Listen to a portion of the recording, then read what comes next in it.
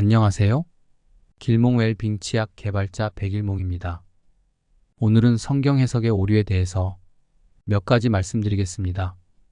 메시아에 관한 구약의 여러 예언들을 보면 미세한 표현의 차이는 있지만 대체로 이스라엘의 적대 세력을 진멸하고 영광스러운 이스라엘의 시대를 열기 위해서 메시아가 온다고 했습니다.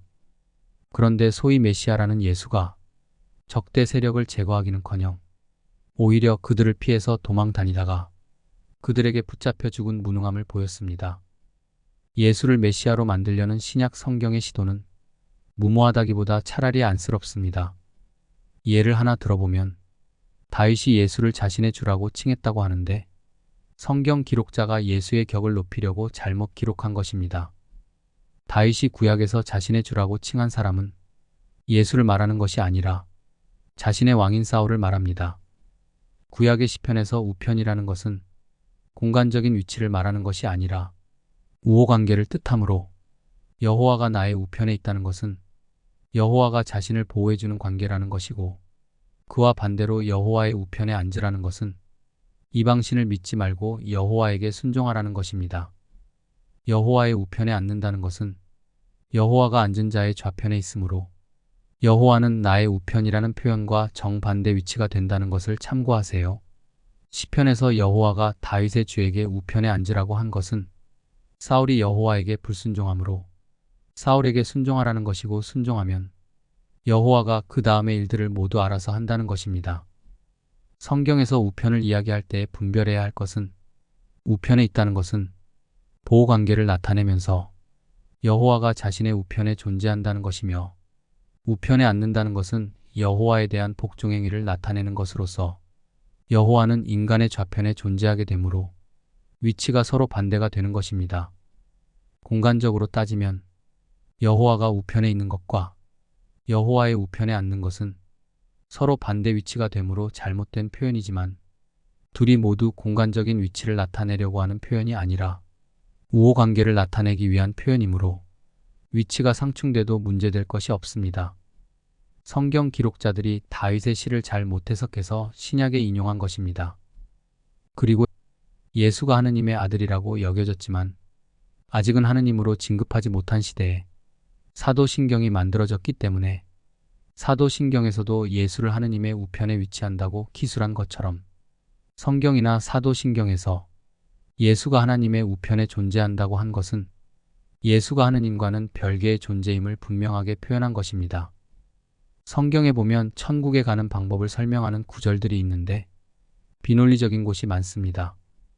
예수가 자신이 메시아임을 선포하며 천국에 가는 방법, 그리고 율법과 선지자에 대해서 언급한 성경 구절들이 잘 이해가 되지 않아서 영어 성경을 살펴보니 영어 성경도 원어에서 잘못 번역한 것으로 추정됐으나 그래도 의미 파악은 가능했습니다. 성경학자들이 번역을 잘 못한 이유는 천국이 하늘에 있는 나라인 것으로 알았을 뿐만 아니라 예수가 자신의 반대파들을 비난하기 위해서 사용한 반어법적인 표현들을 글자 그대로 해석했기 때문입니다. 예수는 이스라엘이 로마의 식민지가 된 이유를 이렇게 생각했습니다.